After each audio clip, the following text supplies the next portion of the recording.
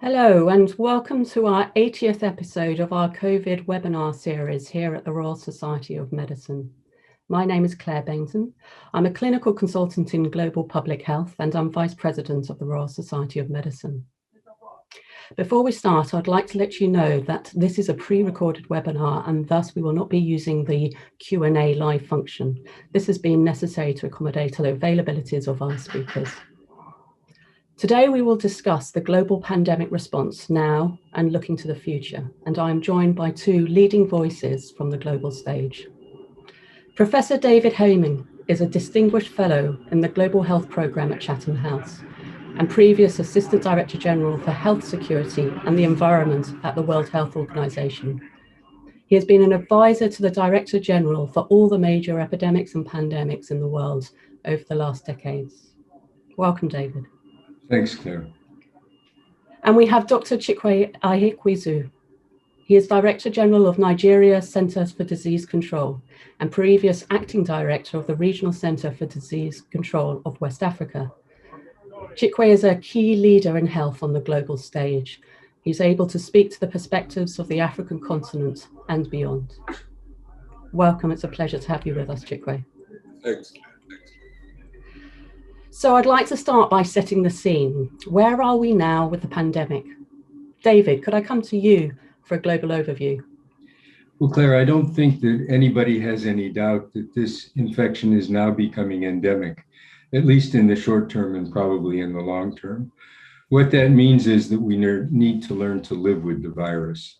And countries are beginning to learn to live with the virus, but it's very difficult in some countries because governments have taken away from people the possibility of doing their own risk assessment and response, as they do for many other infectious diseases, and they've taken that role themselves. So now it's a need to transfer that risk assessment and avoidance of risk to people and make sure that people know how to protect others and protect themselves. So we need to see that shift occur, especially in countries like the UK, where the government has taken the role of locking down and doing risk assessments. Yeah, thank you very much. And what we're seeing is some places are still going through perhaps their first wave, second wave, and now we're talking about third wave. Do you think that that really does vary across the world, or is that just language which is used locally? Well, you know, Claire, people started using wave early on in the pandemic, and it's really not a wave. It's a surgence or a resurgence of infection. And this is occurring at different places at different times. And the resurgence depends on the population immunity, whether people have had previous infection and are immune, or whether they've had vaccination or immune. And it depends on many other dynamics. So it's really not accurate to speak about waves. What's more important is to speak about a resurgence. Right now, there's resurgence in Australia, for example, in Sydney, and there are resurgences that occur in many parts of the world. So, you know, it's not a matter of this wave or that wave. It's a matter of what the population immunity is in an area where there is the infection and how that resurges. And that depends on behavior of people, and it depends on many other things, including the virus and the ease with which it transmits. Yes, thank you very much. Chikwe, could I ask you, in terms of the African continent, what has been the experience to date and how do you see it looking now? Okay, Claire, thanks a lot. I think the first thing to say, you know, Africa is fairly big and the circumstances are different in different parts of the continent. But generally, you know, the perception at the beginning, as with many other things that happen, is, you know, everyone predicted a doomsday scenario for the continent. And that didn't quite pan out that way, thankfully, although we did have a fair bit of cases, unfortunately, and suffered a bit. And you know, the impact of what might be considered, you know, a relatively small number of cases around the world has an exponentially higher impact in this part of the world because of the way countries are organized. The informal nature of the economy means that when we lock down, like we all did in response to the initial actions across the world, the impact of those lockdowns on people's lives and livelihoods here is exponentially higher. We don't have the opportunity of furlough schemes and all sorts of subsidies to people that would normally be earning their living through other ways. So, we had an initial increase in cases. There have been different, quote unquote, waves, like David just explained. There have been different levels of impact across the continent.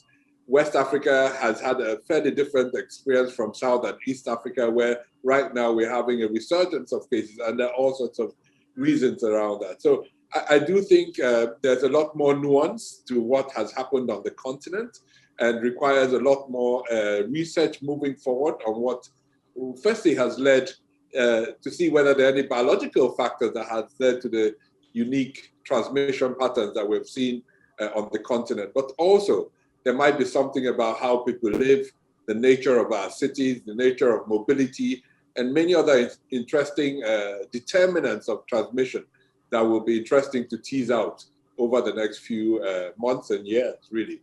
The first thing, anyway, is to see how we can get to the end of the pandemic in this part of the world. And Chikwe, in terms of that point about the need for more research, do you think that can be led from the African continent, and is it being progressed that you know of?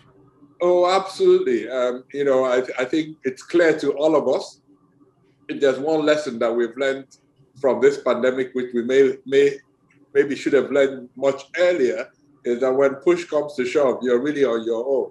So that we have to do the research, the basic research to understand transmission patterns, the operational research to understand how to control transmission in our context, but also the implementation research around vaccines.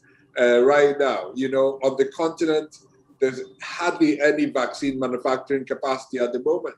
We're now trying to catch up in many ways. So I think there's one lesson that has been learned, is that we have to invest in research. And yes, it's hard because we think we're many years behind, but like that saying goes, the best time to plant a tree was 50 years ago. The next best time is today. We have to start from somewhere. And if there's one lesson from this outbreak, is to do the research and to invest in research ourselves that will lead to solutions that are local for our continent. Yes, indeed. Thank you, Chikwe. David, I wonder if I can come to you. We've had some questions submitted when the audience have registered, which I'd like to bring into this conversation. Professor Kevan Megusi asks, what have been the major organizations leading in this pandemic in terms of governance and response? Well, thanks, Claire. There have been national and international organizations that have been leading the response depending on the country. The international organizations include the World Health Organization, which provides guidance to countries. It provides guidelines, it provides evidence-based input to what countries might consider to do. At the same time, there's been a whole series of new leadership areas that have come up, including ACT Accelerator, which is the accelerator that is trying to increase research and development, but also access to diagnostic tests, to therapeutics, and to vaccines. And in that new facility, the ACT Accelerator, there is the COVAX facility, which includes WHO, it includes UNICEF, it includes CEPI, which is the Coalition for Epidemic Preparedness Innovation, and it also includes others who are working together to try to get vaccines out to countries. And they've had good success in mobilizing resources, but poor success in being able to get vaccines because, as Chikwe said, the production capacity is not what it needs to be. There's no production facilities really in Africa to produce vaccines. The facilities that the world depends on in India and in Malaysia are busy producing vaccines for their own countries, and they're not able to provide that global need to provide to the global needs. And many industrialized countries have pre-purchased vaccines which have been delivered or are being delivered to them on a schedule. So the ACT facilitator and the COVAX facility are in fact able to mobilize resources, but they're not able to get the vaccines to the extent that they wish to because of the fact that the production capacity is too low. And that's what needs to be addressed in the future, as Chikwe said. Yes, thank you. And actually, I would like to come to Chikwe. I've got 3 related questions to that from the audience member. I'll say all of them because the answers are connected. Michael Kami asks, will the suspension of trade and intellectual property rights proposed by Joe Biden, in fact proposed by others before Joe Biden, be enough to supply the world with enough vaccine? Martin Schweiger asks how we overcome the vaccine shortage, and Hugh Ward asks what practical measures can be introduced to enable faster deployment of vaccines. And I'm thinking here, Chikwe, of the synergistic work between COVAX and Africa CDC. Over to you, Chikwe. So thanks, Claire. Very hard question, but very relevant to a lot of the discussions. I mean, the suspension of TRIPS, I think, will definitely lead to changes that will eventually lead to making vaccine manufacturing easier and more accessible in the long term. It definitely would not solve the problems that we have in the short term, because even if you had the recipe, quote unquote, for the vaccine manufacturing, it takes a lot more to really set this up. And experts will tell you that anything below a 3 to 5 year horizon is really extremely optimistic. So yes, there are opportunities in that in the long term, but we have to think about long-term solutions as well. And thinking about short-term solutions, really the challenge I think we have globally is that we don't have a global government, right? So there's nobody that can make a decision on what is the enlightened best interest of the world. And we have split our world into these small countries defined in different ways over time. And therefore, those populations in those countries elect leaders. And leaders make decisions very often that they think appeal to their audience, their population, for the next electoral cycle. And sometimes these decisions are against the best interest of their people if they were able to think long term. There have been a few exceptions to this historically. I think when Angela Merkel let in 1 million people into Germany about a year ago, that was an important decision that was driven by an instinct that was a bit beyond what her immediate electorate might think would be more expedient for her. She paid a short-term political price, but we have seen her overcome that and now leaving office in a few months with one of the highest approval ratings ever for a president, a leader of a Western democracy. I think that's a big lesson for our leaders globally in terms of the decisions they have to make today that may not be politically expedient in the short term, but might stand them out when their legacy is being written. I think ultimately, we have today in the world the capacity to produce the vaccines to stop this pandemic. But we are not doing it. We're not doing it not because we don't have the capacity, it's because that capacity is not currently accessible in a way that would make the scientifically most efficient decisions to stop this pandemic. And I don't have any easy solutions for that. But I think the more we talk about it and the more our leaders also globally recognize that there is some impetus to act in an interest greater than the immediate population that elected them into office. Thank you, Chikwe, and your comments about Angela Merkel made me think of a quote by Maya Angelou, the African-American civil rights activist and writer. Courage, you need courage in order to have the virtues, and certainly that leadership decision took courage. What have been the key outcomes in regard to the pandemic of recent high-level meetings? For example, Michael Kami asks about the Joe Biden decision. So what else from the recent World Health Assembly in May and the recent G7 meetings do you feel have been critical in terms of what outcomes we can expect going forward?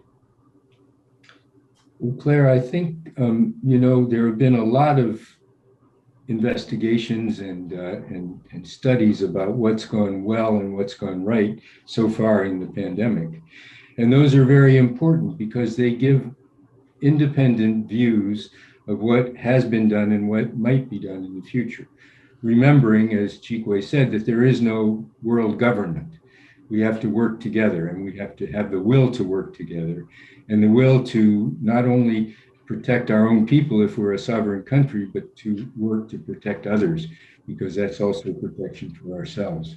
So I think that in the world now, looking forward, there will be some new ideas that will continue. I think the ACT Accelerator, for one, will likely be an institution which somehow continues with input from WHO, from Fine Diagnostics, from Gavi, from UNICEF, from a whole group of independent organizations that are working with the accelerator.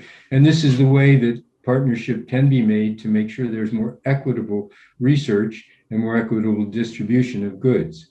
At the same time, there has been an introduction of the report of the independent panel of WHO to the World Health Assembly, and the information that was provided there will be thought about. There's a resolution with many issues to further investigate through intergovernmental meetings and various issues. And there's also talk in Europe about a treaty to which many other countries may adhere in the future, a treaty on preparedness. But let's remember that it's important to have global collaboration, but the most important is to strengthen national capacity to detect and respond to infections when they occur so that they don't spread internationally.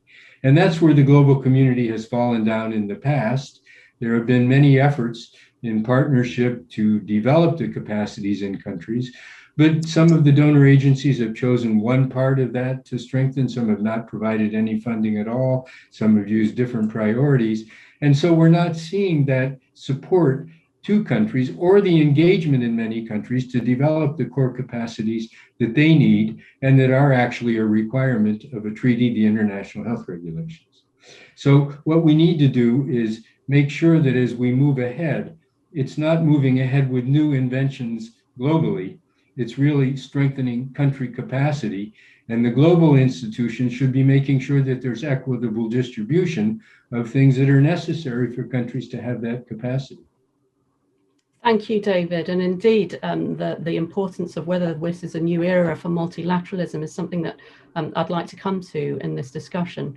But just on the points that you've raised about the international health regulations, you were involved in the review of that in 2003. In fact, you led the review of that in 2003 following the SARS pandemic when you were Assistant Director General at the WHO. And following the Ebola outbreak in West Africa, again, you were involved in many of the high-level panels and review of the IHR again. Given where we are with this pandemic, what do you see perhaps is needed for the IHR going forward, the international health regulations? Well, you know, Claire, the IHR, the regulations, were actually negotiated and agreed in 1969. And at that time, it was an effort to stop disease at borders. Make sure that vectors are not breeding at border posts. Make sure that if a person comes from a country that's reported yellow fever, they have a vaccination, attempting to keep disease out at borders. What happened in 2003 is that political leaders finally understood. The epidemiologists had understood for many years, but the political leaders finally understood that you can't stop disease at borders.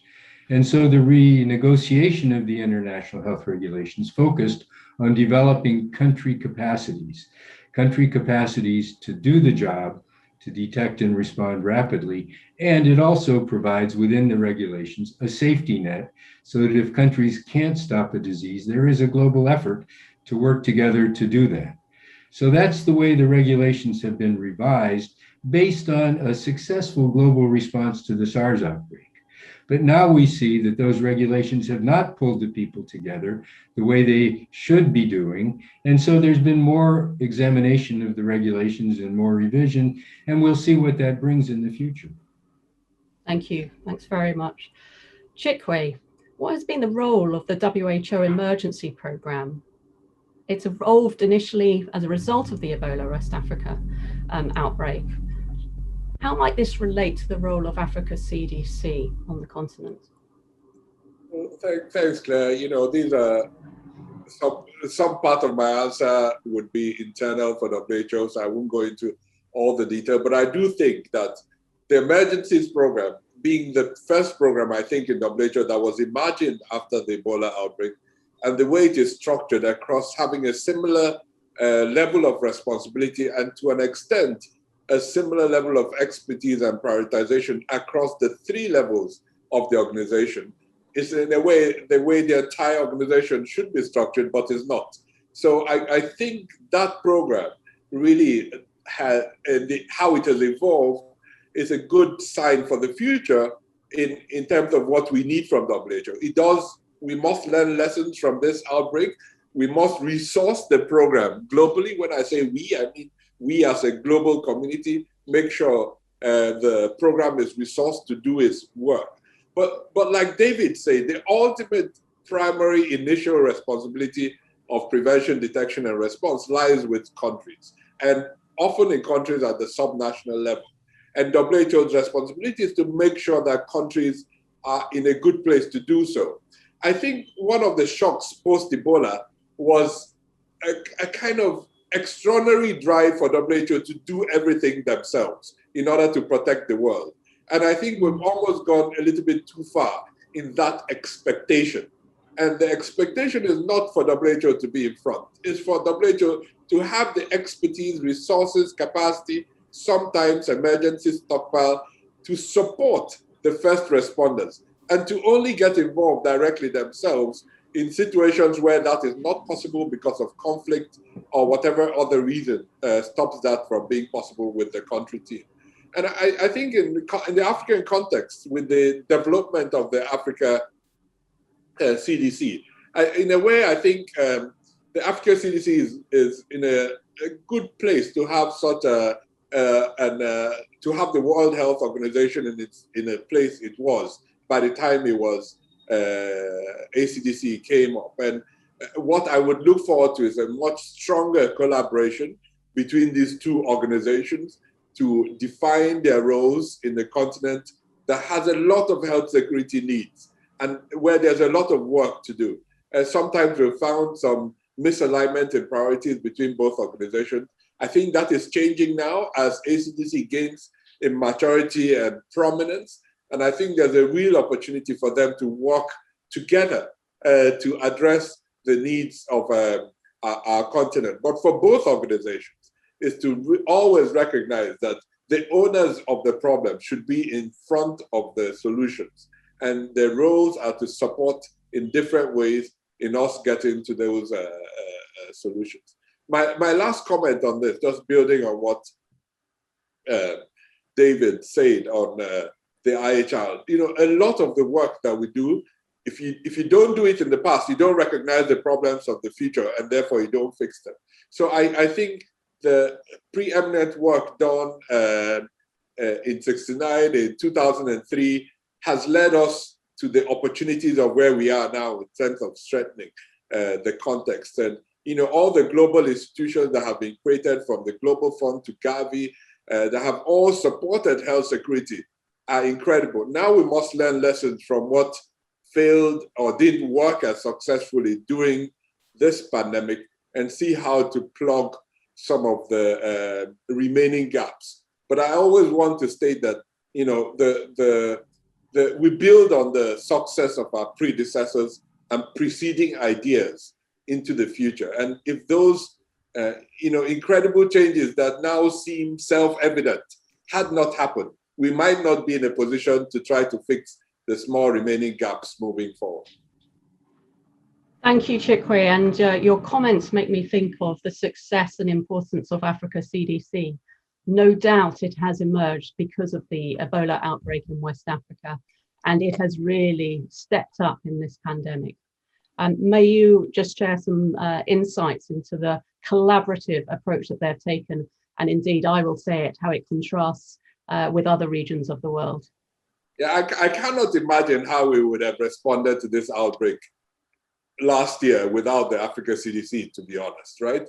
Because way before it became obvious, way before we had our first test, I always say our first opportunity to send a team to learn quickly how to do the molecular diagnosis for COVID was, very rapid, agile implementation of preparatory training by ACDC in a few centers, across the country, using resources already on the continent. So it wasn't created. We identified centers. For us, it was Senegal that had the best lab capacity. They were supported by ACDC. We all sent people to Senegal, trained ourselves very quickly. In defining another example, defining the infection prevention and control strategy for the continent, Africa CDC identified the Nigeria CDC to lead on that for the continent.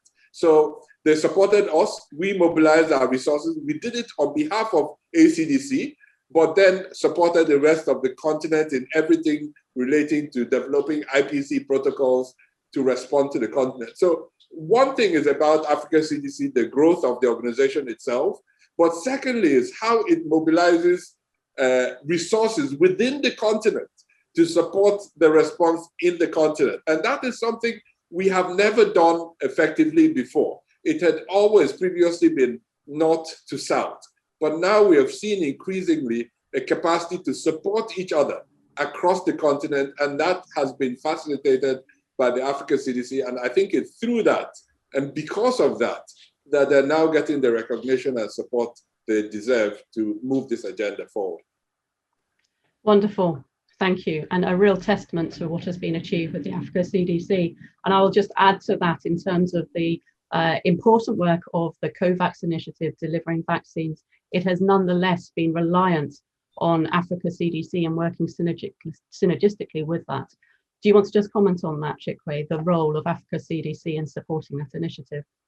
Yeah, so, I think these two opportunities are great for the continent. There's a situation of scarcity, and sometimes the natural response to scarcity is competition. But we all know that competition is not an effective solution to problems of scarcity. So it is in this being able to bring parties together to look for source vaccines, define equitable distribution of those vaccines based on population and need and infection incidence, and making sure that those vaccines that are procured on behalf of the continent are distributed in an equitable way and the most efficient way to control the vaccine, not just in terms of who has biggest buying power. And that, I think, is the magic of this collaboration between COVAX and ACDC when it works well, is that we can actually make the most efficient science-led decisions in terms of vaccine distribution. Listen, it is not perfect. There's still often competitive trends coming up, countries trying to subvert the process because of domestic political pressure. It's natural. But the thing is that there's this organization at the top that is trying to do the right thing for the right reasons. Thank you very much. This brings me to a question from Pericles Boroglu, who asks, what have been the key surprises and learning with the pandemic that we need to take on board for the future? So I'll go to David.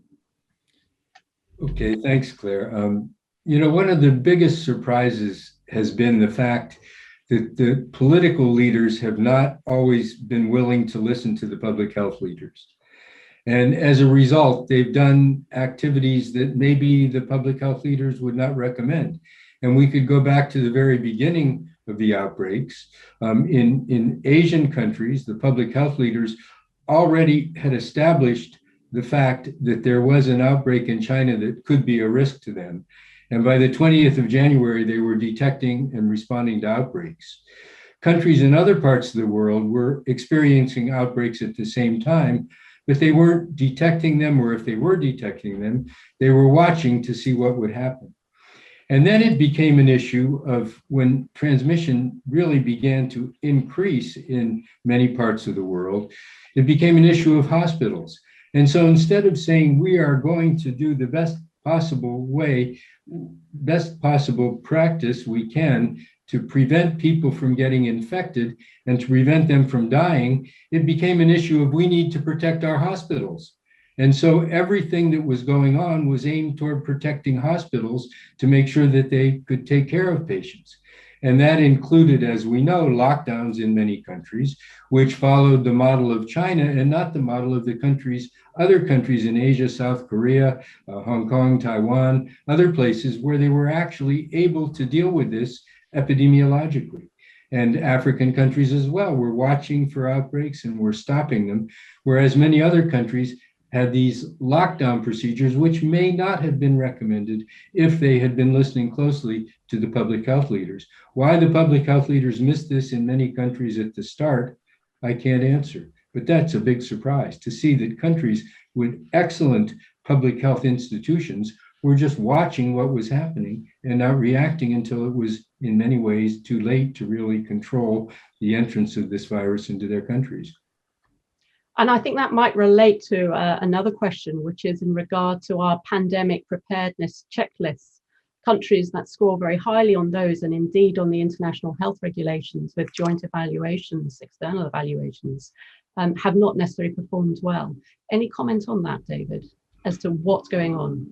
Yeah, well, it was a surprise that countries like the US and the CDC, which is where I come from, were not able to take charge immediately and really get a hand on this pandemic. Why that happened, I don't know. But as I say again, it was a difficult discourse always between political leaders and public health leaders in many countries, including the US, and many times including, I believe, in the UK and other European countries. Germany, however, had a public health voice that was heard, and they were able early in the pandemic to control the entry of this virus into their country and not to have an overwhelmed health system because they were approaching it from an epidemiological rather than a political point of view. Thank you, David. And Chikwe, any comments on any particular surprises or learning that you've taken on board in regards to this pandemic? Which one? I think the one thing I've learned from this pandemic is not to assume that I know anything about this virus. And it has really brought a lot of humility to science, to public health and political leadership. And that we have to keep learning. You know, there are many things people say at the beginning that this was like SARS or was like influenza. And we built on knowledge that we had and tried to reach conclusions based on historical knowledge. And, you know, the role of vaccines, the role of variants, you know, all of this, the role of mass in transmission, you know, there's so many things that we thought we knew that we actually don't. So I think, to me, the biggest surprise, which shouldn't be a surprise, is that, you know, these small creatures are much more intelligent than we are, and we have to remain humble in our understanding of viruses, transmission, and keep learning and be open to learning and not feel the pressure to be assertive with our knowledge in a context of uncertainty. And the more you're able to do that as a leader, the better you are, I think, in being able to respond, because it's no longer, you take your ego out of the question because you're no longer asserting that you know the right thing and you have to tell your population the right thing to do. You accept that there's uncertainty, and we will have to collectively deal with that uncertainty moving forward. And we will make mistakes, and we will self-correct as we proceed. And I think the better political leaders have been able to do so, the more efficient response they've had. Chikwe, as you know, I work in strengthening health leadership, and I need to capture what you have just said and share it with other health leaders around the world. It is exactly that humility, curiosity to keep learning, and ability to do that with the resilience that you and many others have shown through this pandemic, which is inspiring and will get us through. And that really moves us on to the next section. And it relates to a question from Stephen Bland about planning for disease X, but really I'd like to open it further than that. And my question is, what do you believe are the most promising opportunities for new global systems and structures to effectively manage the health threats for the future? We've touched on ACT Accelerator and COVAX initiative that is happening now. How might that be a mechanism for the future? Over to you, David. Well, certainly the ACT Accelerator has brought together UN agencies and NGOs, non-governmental organizations, and groups that are working towards vaccines, towards diagnostics, like the FIND initiative, and towards therapeutics. And that's really important because of two things, in my view. WHO must shed many of the things that it's doing and have confidence in other partners to do them well, and continue to provide the excellent guidance that it provides to countries. WHO is not funded to implement activities. It's funded to develop the guidelines and the guidance that's necessary for countries. And it's also to bring countries together. It's not been successful in doing that in this pandemic. It hasn't been able to bring countries together. And so what needs to happen now is an examination of why, and maybe with a treaty coming out of the European countries and other countries as well, that requires countries to participate better together, might in fact be the stimulus we need to make sure that new mechanisms like the ACT Accelerator, trying to get equitable distribution of goods, will function. But again, it's really important to understand that pouring money into the global level is not what's necessary. What's necessary, as Chikwe has said over and over again, is governments being engaged to develop the public health capacity they need, and the international community willing to partner with countries that need partnership, either financially or technically, to make sure that those capacities are developed. That's where the real money is in the future, and that's where global governance hopefully will lead us away from new mechanisms globally to making sure that nationally countries have the support they need, both technical and financial, to develop public health capacities that can detect and respond when and where infections occur. David, I find that very interesting because many are talking about the new era of multilateralism and global governance having more teeth. And what you are saying from your years of experience is, yes, we need those global governance systems, but they're there to empower, strengthen financially and technically for people to deliver on the national stage. And you're saying that, I think, from your experience of what Chikwe alluded to earlier, is that ultimately each decision maker is the politician and is going to be looking to work for their own agendas. So if we can bring them on board in that way, that would be more powerful. Chikwe, do you share that opinion? What are your thoughts on whether this is an opportunity with this pandemic to actually build up the teeth of global governance? I think absolutely. There are lots of new arrangements that will be shaped over the next few months that will be very important in terms of how we respond. I'm really looking forward to participating in some of those discussions, right? But also, there's a lot of local action that's necessary to make the global governance work, right? When the colleagues in the US and US CDC started something called the EIS program, I think 70 odd years ago. And that model was eventually offered to many other countries to start, including Nigeria. We're now in our 12th year. That FETP training program in Nigeria has trained 400 epidemiologists that we now rely on to do the initial detection and response activities that are needed around the world. And it is the governance of that and making sure that it happens and the results are transmitted upwards for decisions to be made across the chain, that we can find that disease X that people talk about. It is not, while new global hubs in Berlin are great, new sequencing sharing platforms are fantastic, none of that will work if there are no efficient systems from the bottom up to investigate small clusters of diseases, to have the diagnostic capabilities and the supply chain to make those commodities necessary for the basic diagnostics to happen. We have to think about this as an ecosystem and not as one intervention in some point of the food chain that will lead to the transformation that we now see is important for, or critical for our continued existence as a human race. So I hope that in the conversations post-pandemic, as we discuss the new global governance mechanisms, global institutions, we think about the entire chain that needs to work for those global institutions to be relevant for the work that we have to do in the future.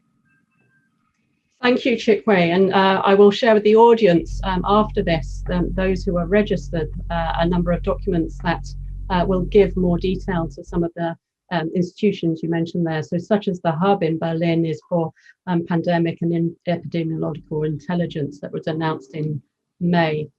Chikwe, you used the word ecosystem, and you said you used it in regard to the various leverages, aspects, layers, if you like, that need to be managed. And we were talking about that in terms of pandemic preparedness.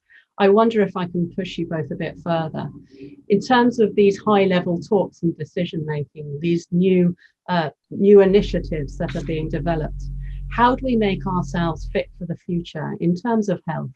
But recognizing that this pandemic might actually only be a taster of some of the crises we're going to face on this earth with climate change and planetary health. How do we devise systems and structures that are going to be fit for our health threats that lie ahead? David, shall I come to you first? Well, thanks, Claire. Yeah, you know, global health security is certainly changing, at least in my mind, over the years. Initially, it was collective security, making sure that diseases didn't affect entire populations. So it was a secure population, mainly at borders, as we spoke earlier. Then, after the Ebola outbreaks in West Africa, it became clear that when health systems can't accommodate people, that's also a health security issue. It may not be a collective issue, but it certainly is an individual issue. You know, African health workers, for example, had to witness health workers internationally being evacuated to their own countries for excellent care if they got infected with Ebola, and they had to face health systems which had collapsed, and they had a very low possibility of really surviving. And so after Ebola, we learned that really health security is not just collective, it's also individual access to health systems. And now we've learned through the current pandemic that it includes another dimension, and that is healthy populations. Because the people who are getting most seriously ill and dying when they become infected with the SARS coronavirus 2 are those people who have comorbidities or obesity or other characteristics which make them unhealthy in view of the virus. And so what we need to do is put all these together: collective security, individual access, and enabling healthy lifestyles in order to really deal with health security in the future, whether it's for a respiratory infection or another type of infection that can cause a pandemic. Yes, thank you, David. And you know, absolutely, that's the message of public health. We always have to think more broadly of what's happening. And this pandemic has shone a light and on the inequalities as well, which we haven't really discussed in this webinar, but I know is a concern for all of us. Chikwe, coming to you, I'm looking to whether we can make a radical shift. What do you think? I think radical shifts are always difficult when you call them radical shifts, right? But they're happening every day. I think what we face really is a scarcity in the midst of plenty. We really do have the resources around the world. It's just that we never have been able to find a way to use them, even to be aware of them in a collaborative way when you face a threat. So if you think about the threats we faced and the opportunities, the threats and how it relates to the animal health side, the agriculture, the whole One Health approach that everyone speaks about, but sometimes it's very difficult to operationalize. The opportunities for research and innovation in the pharmaceutical industry. If you think about, if you do a bit more in-depth if you go a bit deeper in terms of countries that have been very efficient in the distribution of vaccines, you would realize how they've used resources completely outside the health sector, sometimes in the military, sometimes in completely different parts of government, right? In some countries, they've used resources in their voting systems, in their electoral registers, in terms of identifying people that should get the vaccine. So there are lots of resources across the spectrum of our response capabilities, but they're all in silos and not accessible to each other. So in a way, I think before we think about the magic bullet coming from somewhere, we need to look internally, and many of us have started doing this through the multi-sectoral response that we've initiated in our countries to, for the first time, at least understand the resources that are outside our own direct spheres of influence and start learning how to leverage them, not just when there's an outbreak, but in the entire preparatory preventive period before you have a big bang event like we had last year. Thank you, Chikwe. Yes, we have to be careful of the language you use as to whether things can be adopted. And fascinating to hear you talk about what we can do internally, what's going on, and we need to work beyond our own spheres. I'm afraid I need to wrap up now. I have a few messages for the audience. On Thursday, the 1st of July, we will be discussing the vaccination of children in our COVID webinar series. We have a change to our usual COVID webinar series the week after, which is July the 8th. We'll be having an extended spotlight looking at long COVID, and we're featuring Elaine Maxwell, Melissa Heitman, and many other leading voices looking at the studies and emerging treatments. I've also been asked to remind you that indeed the Royal Society of Medicine is open for visitors. You can use the library, our club, the hotel, and indeed our meeting rooms. And returning to this webinar, please do complete our feedback survey. We do read it, we really do value your comments, and they do guide our series going forward. And for those of you who have kindly donated and will consider donating to this series, my personal thanks, and from the RSM, it has enabled this series to continue. Most importantly, my very warm thanks to Chikwe, to David, for your time, your expertise, and your very rich insights. It's most appreciated. Take care all, wishing you a good afternoon, good evening, good morning, wherever you are in the world. Take care.